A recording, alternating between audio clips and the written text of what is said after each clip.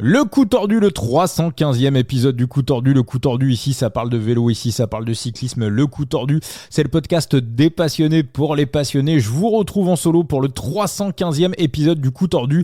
Un épisode consacré à la preview et au pronostic des championnats de France élite masculine qui a lieu ce dimanche 29 juin 2025 du côté des Herbiers.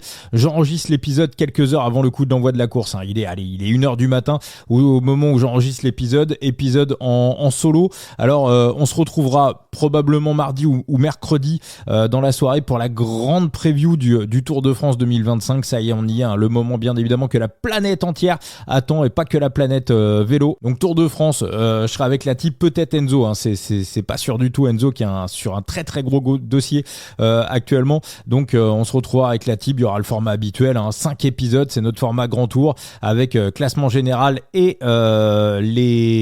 le parcours bien évidemment, les électrons libres chers aux joueurs de fantasy, aux joueurs de side limit, le classement des sprints, le classement des meilleurs grimpeurs, le maillot à poids et bien évidemment le classement du team classification. Je rappelle, pour ceux qui mettent de l'argent, que jouer avec excès comporte des risques. On est avant tout dans le coup tordu, un podcast de cyclisme, un podcast de vélo, avant d'être un podcast de paris sportifs. Il y en a beaucoup d'ailleurs qui ne mettent pas un centime et qui viennent écouter le coup tordu, qui font du fantasy de manière totalement gratuite. Et puis il y en a aussi qui cherchent à analyser les courses, à savoir qui sera le meilleur. Et on n'est pas obligé de mettre de l'argent pour faire des pronostic et si vous le faites bien évidemment, faites-le avec la plus extrême prudence. Dans le lien de l'épisode, vous avez le numéro de téléphone de Joueur Info Service. Quelques petites actualités vélo en speed pour attaquer ce podcast. Alors on va revenir sur la vague de chaleur. Je ne vais pas en faire des caisses, mais quasiment depuis que ce podcast existe, on est sur la 3e saison, donc ça fait 2 ans et demi que le coup tordu existe. Alors je sais que il y en a beaucoup qui ne sont pas d'accord avec moi, et voilà, ça fait partie du débat, mais voilà, regardez la vague de chaleur qu'on a actuellement sur la France. D'ailleurs, je suis sûr qu'il y en a qui n'arrivent pas à dormir et qui ont chopé le podcast direct à 2h, 3h du matin parce que voilà, on a les fenêtres ouvertes et puis les températures ne descendent pas. Moi, je vous le dis, profitez bien des Tours de France au mois de juillet parce que c'est les dernières années. Je pense que très bientôt ça sera terminé et ça sera tout simplement pas tenable. On pourra pas faire des étapes. Je veux bien que le corps humain s'adapte. Je veux bien que les cyclistes du Tour de France soient des professionnels ultra méga entraînés, que désormais on a des méthodes où on s'entraîne en sauna, où on peut s'adapter à la chaleur. Mais faut pas exagérer, faut pas déconner. Et on l'a vu d'ailleurs pendant le Covid, un Tour de France fin août, début septembre, moi ça m'allait très très bien. Guillaume Martin avait fait une sortie dans la presse il y a quelques mois à ce sujet-là. Il me semble également que quand on avait reçu Guillaume Di Grazia dans le podcast, c'était le 100e épisode du coup tordu. Alors je veux pas travestir ses propos, bien évidemment, c'est pas du tout la question, mais on avait un petit peu échangé là-dessus aussi et était pas il émettait aussi des doutes là-dessus. Donc moi je pense que tout simplement le changement climatique, on a déjà vu une Coupe du Monde de foot se dérouler en plein hiver, les Jeux Olympiques de 2032 à Brisbane en Australie, là en plein mois d'août on sera pendant l'hiver austral, mais de plus en plus l'être humain pour pratiquer son sport va devoir chercher des solutions alternatives. Je crois que au début du siècle il y avait quelques centaines de villes qui potentiellement pouvaient accueillir les Jeux Olympiques d'été, et je crois qu'à la fin du siècle il n'y aura plus qu'une trentaine de villes. Alors je suis pas là pour vous bader la tête, moi je pense qu'on pourra avoir de très très beaux Tours de France fin août, début septembre, mais le calendrier qui avait été expérimenté pendant le Covid, moi je le trouve pas si mal, et avec une Vuelta en arrière-saison qui se termine à la mi-novembre, avec peut-être une coupure pour les coureurs quand on arrive justement dans ces très très fortes canicules au mois de juillet.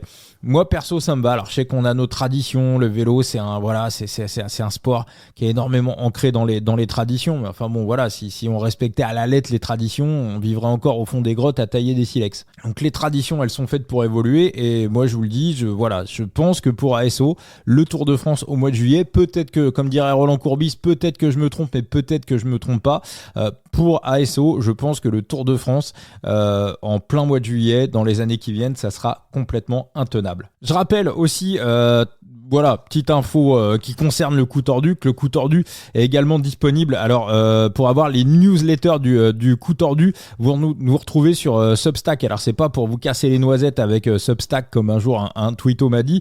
Ce qui est vraiment sympa avec Substack, alors il y en a beaucoup qui passent par Substack pour faire de la newsletter et pour faire du podcast payant. Moi dans le coup tordu, c'est pas du tout mon propos, hein. Il est pas du tout question de ça. Simplement ce qui est sympa quand vous vous abonnez à Substack, donc le coup tordu intégralement gratuit, je vous le dis, le coup tordu ça restera gratuit, il n'y a pas de sujet là-dessus. Simplement vous recevez une newsletter par mail.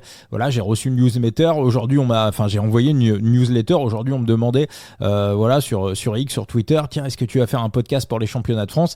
Voilà, donc j'avais informé tout le monde. Vous êtes je crois à peu près 130 140 à vous être abonné au Substack du coup tordu, donc vous recevez directement dans votre boîte mail la newsletter du coup tordu, donc newsletter dans laquelle je mettrai principalement le programme des épisodes à venir. Alors je vous les rappelle bien évidemment aussi dans le podcast, hein, donc je vous le redis, mardi ou mercredi avec Thibaut. On se retrouvera pour le Tour de France et puis dès que le Tour démarre, on sera en quotidienne ou en quasi quotidienne pour bien évidemment les analyses et les previews de ce Tour de France 2025, et puis on enchaînera bien évidemment avec la Vuelta. Mais enfin, si vous avez envie d'être informé, d'avoir des petites alertes dans vos boîtes mail, abonnez-vous au Substack du coup tordu, et puis je vous ferai aussi des petites analyses de bilan, des choses comme ça.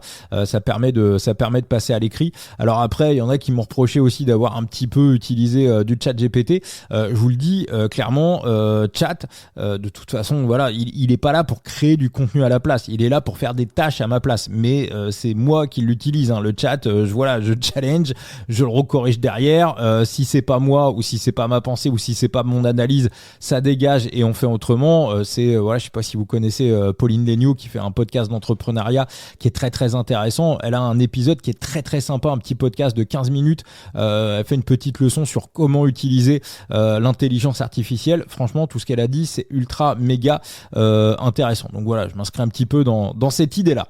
Et enfin, on termine avec SideLimit. Alors, grosse surprise sur SideLimit. Hein. Depuis quelques mois, je vous annonçais des gros prize money pour le Tour de France. C'est vrai que l'année dernière, on avait $1 600 de prize money pour le Tour de France sur SideLimit. Et là, surprise, qu'est-ce qu'on voit apparaître? $415 de prize money. Donc, aux $435, à savoir à peu près les prize money du Giro. Mais, il y a un gros mais, c'est que la bonne nouvelle, c'est que l'appli SideLimit elle va arriver pendant le Tour de France, avec de nouveaux modes, avec de nouveaux jeux, et donc je l'imagine, de nouvelles dotations qui vont arriver en plein Tour de France. Alors j'imagine, hein, je sais pas ce que ça peut être, mais c'est vrai qu'il y avait une réflexion qui revenait de la part de pas mal de managers de SideLimit, c'est qu'une fois qu'un grand tour est démarré, par exemple le Tour d'Italie démarre, dans votre équipe vous avez Marcelluzzi, voilà, je donne un exemple au hasard, Marcelluzzi abandonne à la 5e étape, votre Tour d'Italie il est mort. Donc peut-être que SideLimit a inventé un mode où on peut pouvoir jouer en cours de Tour de France, voilà, peut-être pouvoir réintégrer des coureurs qui seraient qui tout simplement qui auraient abandonné. Je sais pas, j'en sais rien du tout, je sais pas quel est ce nouveau mode de jeu, mais en tout cas ce qui est sûr, c'est qu'on fera des tirages au sort quasiment tous les jours pendant le Tour de France pour vous offrir des rewards sur SideLimit, qu'on a un code de parrainage sur lequel on ne gagne absolument rien. C'est un jeu auquel on croit.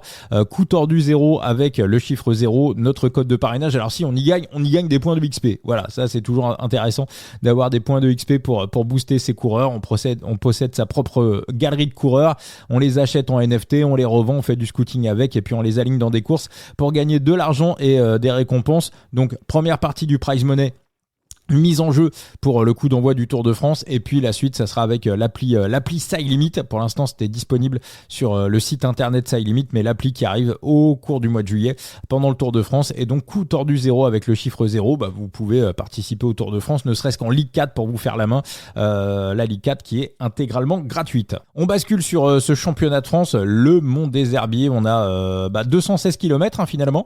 Ils ont retiré un tour, comme il y a la chaleur, on va parcourir donc 13 fois et donc 14 fois le mont des Herbiers. Enfin, le mont des Herbiers, le mont des Alouettes du côté des Herbiers, bien évidemment. Donc course réduite d'un tour. Donc vous avez vu la course féminine, il n'y a pas besoin de véritablement vous rappeler le parcours. Alors pour moi, la clé stratégique sur un championnat de France, clairement, c'est la loi du nombre. Et pendant des années et des années, les Groupama FDJ ont dominé le championnat de France tout simplement parce qu'ils étaient les plus nombreux. Rappelez-vous de l'année où ça se termine à 3 entre Arnaud Démare, Julien Alaphilippe et Brian Cocard, et que Arnaud Démare bat Loulou et Cocard au sprint. Le premier truc que fait Arnaud Démare à l'arrivée, c'est qu'il félicite l'équipe et il félicite la Devo, la Conti de la Groupama qui avait roulé pour lui. Au passage, c'est totalement interdit. Voilà, je t'aime bien Arnaud Démare, j'adore Arnaud Démare, mais c'est totalement interdit. Il aurait pu se faire sortir pour ça. La collusion entre une Conti et l'équipe première, dans les règlements, c'est officiellement ces deux équipes distinctes. Alors bon, bien évidemment, je pense que pour les championnats nationaux, il y a une tolérance. Donc, si on additionne l'équipe première de la Groupama plus la Conti, on arrive en nombre, on arrive avec précisément 26 coureurs, ce qui n'était pas forcément le cas ces 2 dernières années. On avait quelques coureurs étrangers dans l'équipe, par exemple, je pense que numériquement Guillaume Martin a remplacé un Mika Storer, donc on a un petit peu refranchisé l'équipe de la Groupama FDJ. Et on sait que Marc Madiot, ce maillot bleu-blanc-rouge, s'il y a un manager à qui ça tient à cœur, peut-être encore plus que les autres, c'est Marc Madiot. Mais on va reparler de tout ça. Donc bien évidemment, avantage numérique du côté de la Groupama, du côté des Arkea BNB, on arrive aussi plutôt bien armé avec une équipe première, 14 coureurs, plus la Conti, on arrive à 6 coureurs. Du côté de la Total Energy, on arrive précisément avec 23 coureurs, c'est que des coureurs de l'équipe première, hein. Il n'y a pas d'équipe réserve sur ces championnats de France pour les hommes de Jean-René Bernaudot. Alors, et enfin, du côté de la Décathlon AG2R, voilà, c'est vrai qu'on arrive avec de la qualité. Hein. On a probablement, en termes de qualité, on a probablement le meilleur effectif. Seulement, on n'est pas, on est Lapera, Bizio, Gautra, Godon, Isidore, Labrosse, Peters, Prudhomme, Sexas, Tronchon. On arrive à 10. C'est pas beaucoup quand même, hein. C'est pas beaucoup. Donc je pense que les décathlons au niveau de la supériorité numérique, même s'ils ont le meilleur effectif, je pense clairement qu'ils sont prenables. Et on va reparler un petit peu de tactique, tout ça, sur ce championnat de France. Je voulais commencer par une petite analyse sur un des favoris de cette course, sur Kevin Vauquelin. Alors moi j'ai remarqué un petit tips sur Kevin Vauquelin. Vous prenez son Pro Cycling Stat et voilà, il est pas encore très vieux, hein, c'est des qualités qu'il va pouvoir développer, mais moi il y a un truc que j'aime bien faire, c'est regarder les coureurs et ce qu'ils valent au niveau de la distance. Alors j'ai regardé ce qu'ils valaient sur plus de 250 km, il n'y a aucun résultat. Sur plus de 230 km, il n'y a aucun résultat. Alors là, on aura 216 km, mais 216 km dans la chaleur. Et donc, sur plus de 210 km, on n'a pas grand-chose. On a une 3e place sur une étape de Tirreno Adriatico. Hein. C'était d'ailleurs, c'était cette année, c'était au mois de mars. Et c'est tout. Et on a une 11e place pour Kevin Vauquelin. C'était sur les championnats de France en 2023. Donc, on voit que plus on allonge la distance, plus c'est compliqué pour Kevin Vauquelin. Donc je pense que j'écoutais Jérôme Coppel qui expliquait dans Grand Plateau qu'il avait encore besoin de qualité, de développer des qualités, on va dire, de grimpeur en haute montagne pour aller jouer des classements généraux sur les grands tours.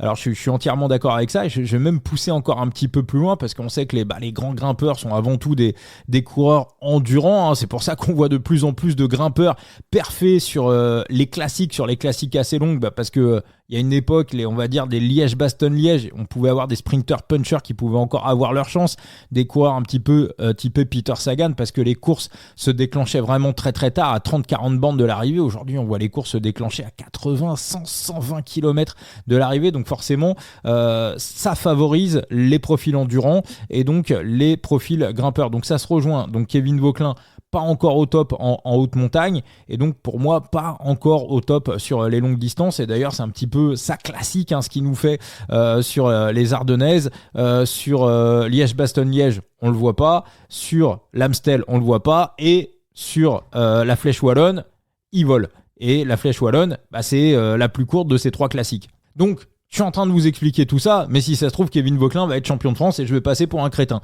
Mais voilà, donc, mais en tout cas, voilà, sur ce que je vois, on a une vingtaine de résultats dans la carrière de Kevin Vauquelin sur des courses de plus de 210 km. Et au niveau des résultats, c'est pas, on a un top 3 et c'est tout au niveau des top 10. Donc pour moi, voilà, j'ai tendance un petit peu à sortir Kevin Vauquelin du jeu. Et au niveau de la tactique, au niveau de la stratégie, je vais plutôt me diriger donc vers l'équipe qui, pour moi, a les notes. C'est la Groupama FDJ. Alors c'est vrai que les championnats nationaux, c'est un petit peu particulier, ça se court sans oreillette. Donc ça veut dire que les coureurs doivent avoir un sens technique assez aiguisé pour savoir à quel moment prendre la décision. Le vélo, des fois, faut avoir des jambes, mais c'est aussi un petit peu de la PlayStation. On obéit aux ordres du DS. Donc là, il faut aussi avoir un petit peu une intelligence de course. Et bien évidemment, on l'a vu on l'a vu ce samedi sur la course féminine. L'idée, c'est toujours d'en avoir le plus possible à l'avant. Ça se court un petit peu comme une classique flandrienne. Il faut absolument réussir à avoir la loi du surnombre. Et moi, je vais essayer de me mettre dans la peau de Marc Madiot. Je suis pas Marc Madiot. Alors, je pense que je sais pas si Marc Madiot intervient encore véritablement très souvent, on va dire dans le bus avant la course avec les coureurs. Mais je pense que s'il y a une course où il peut intervenir à la place de CDS, sur cette course qui lui tient particulièrement à cœur, c'est le championnat de France. Donc si je me mets un petit peu dans la peau de Marc Madiot, je me dis que stratégiquement, alors en plus voilà, je voulais faire une petite aparté. Il y a un membre de la Groupama FDJ, l'équipe a communiqué sur les réseaux sociaux ces dernières heures, un monsieur qui s'appelait Régis. Je vais être honnête avec vous, je le connaissais pas, c'est un homme de l'ombre, c'était un travailleur de la Groupama qui était très apprécié dans l'équipe, donc voilà, qui a disparu. Donc voilà, je voulais au nom du coup tordu, bien évidemment, présenter mes condoléances à la Groupama FDJ et bien évidemment en priorité à ses proches et à sa famille. Je le connaissais pas, mais ça fait toujours bien évidemment quand quelqu'un du milieu du vélo nous quitte, on est toujours forcément un petit peu touché parce que c'est notre vie, c'est tout ça, c'est notre passion. Et moi, je suis convaincu que je vais essayer d'avoir les bons mots, mais que du côté de la Groupama, on va courir pour lui. Je pense qu'on va courir pour lui. Rappelez-vous le Tour de France de la Bahreïn après le décès de Gino Bader. On a vu quasiment que la Bahreïn sur ce Tour de France. Donc c'est aussi quelque chose dans une équipe humainement, voilà, qui peut aussi resserrer les liens et qui peut clairement créer un supplément d'âme. Et pour moi, voilà, stratégiquement, je ne suis qu'un fan, un passionné de vélo comme vous, mais je me dis que stratégiquement pour la Groupama, la tactique, elle est ultra méga simple, c'est-à-dire tout jouer autour de Romain Grégoire. Le parcours est complètement taillé pour lui, il est en pleine forme, donc ça veut dire quoi ? Ça veut dire que arrivé au pied du dernier mont des Aluettes, on doit amener Romain Grégoire dans un fauteuil. Sur les derniers championnats de France, il a toujours été un petit peu à contre-temps. Donc là, au niveau de la stratégie, on doit mettre des pions à l'avant et pourrir un petit peu la course. Alors bien évidemment, si les Groupama se retrouvent à 5 devant dans un groupe de 8, bien sûr, ils vont rouler. Mais voilà, si on a des mecs un petit peu chiants, un petit peu dangereux, on roule pas. On les use, on pourrit la course. Voilà, c'est pour moi la stratégie. On se retrouve dans un groupe et on en fait moins que celui qui en fait le moins. Et avec un objectif et un seul, positionner Romain Grégoire au pied du dernier mont des Alouettes. Pour moi, si la Groupama a réussi à le placer dans de bonnes conditions dans la dernière bosse, même si des mecs réussissent à s'accrocher à ses basques, il a un bon sprint, pour moi il ne sera pas battu. Faut qu'il réussisse à refaire dans des conditions météo différentes ce qu'il a réussi à faire sur la première étape du Tour de Suisse. Et très honnêtement, on a le matos du côté de la Groupama pour ça. On va faire rouler les petits de la Conti pour gérer le début de la course. En plus, il y a son frangin qui est aussi dans l'équipe, parce qu'on parle beaucoup de Romain Grégoire, mais je pense que dans les mois et dans les années qui viennent, on va aussi énormément parler de Baptiste Grégoire, qui a de très très bons résultats en jeune. Et derrière, on pourrit l'histoire. On gère, on contrôle, on maîtrise. Je le redis, voilà, je suis archi convaincu de ça. Si Romain Grégoire se retrouve dans la dernière bosse bien positionné, il ira chercher la victoire, les doigts au ciel, voilà, ça sera les doigts rivés vers le ciel, ça sera pour Régis et pour sa famille. Moi je le vois comme ça, voilà, et c'est voilà, le pari que je mets, la cote elle est à 5, ça sera 0,1% de bankroll, voilà, pour Régis, pour l'histoire, victoire de Romain Grégoire, champion de France pour moi. Voilà, c'est à la fois la loi du nombre, la forme du garçon, le supplément d'âme. Pour moi, voilà, c'est ce qui coche le plus les cases. Donc voilà, ça sera simplement un pari en sec. Romain Grégoire, champion de France, 0,1% de bankroll. La cote à 5. Alors, j'irai pas plus loin pour les paris, mais on va quand même faire un petit tour de la start list pour voir qu'est-ce qui pourrait éventuellement aller au fond. Alors, j'hésitais à vous proposer un top 10. Je vais pas y aller, mais je vous avoue quand même que ça m'a trituré le cerveau toute la journée. Le top 10 d'Alexis Guérin, ça m'a quand même trituré parce qu'il est très en forme. Alexis Guérin, il a gagné une course par étape au Portugal, 2 points, mais voilà, il remporte une étape, il gagne le classement général. Il aime bien les formats longs, il a un bon punch, il est tout seul. Je sais aussi qu'Alexis Guérin, tactiquement, c'est quelqu'un qui réussit aussi un petit peu à s'adapter. Il aime bien avoir un coup d'avance. Donc j'ai envie de dire, parmi tous ces coureurs de deuxième, troisième niveau, en division, parce qu'Alexis Guérin, il pourrait courir à un niveau supérieur. Il a 31 ans, mais il a des jambes de 20 piges. Il court comme un mec de 20 piges, et je dis ça dans le bon sens du terme, bien évidemment. On l'avait reçu dans le coup tordu, donc voilà, je la prendrais pas, mais si j'avais une surprise à prendre, ça serait le top 10 d'Alexis Guérin. Ça va être compliqué quand même pour les coureurs. Louis Barré, bien évidemment, il coche les cases, mais infériorité numérique pour les Wanty Intermarché. Il y a ça aussi, les dernières années. Rappelez-vous du titre, par exemple, de Rémi Cavagna. Rémi Cavagna était venu quasiment tout seul. Donc je pense que du côté des grosses teams, on s'est fait aussi un petit peu avoir. Notamment par la victoire de Rémi Cavagna quand il était venu, ils étaient 2 ou 3 je crois qu'Alaphilippe était là ce jour-là, il pleuvait comme pas possible, c'était dans l'est de la France. Donc tout ça pour moi ça peut à nouveau difficilement arriver. Alors du côté de la Total Energy, on a Émilien Janière qui crie haut et fort depuis l'hiver, qui vise sur clairement ce titre de championnat de France.